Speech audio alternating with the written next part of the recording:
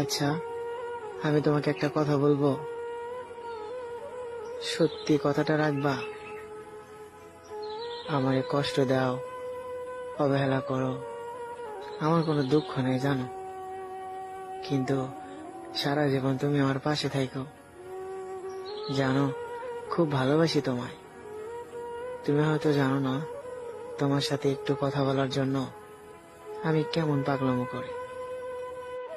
আমি জানি সবার মতো হয়তো পারফেক্ট হতে পারবো না, কিন্তু আমার এই ছোট্ট মনে তোমাকে সারা জীবন আগলে রাখতে পারবো।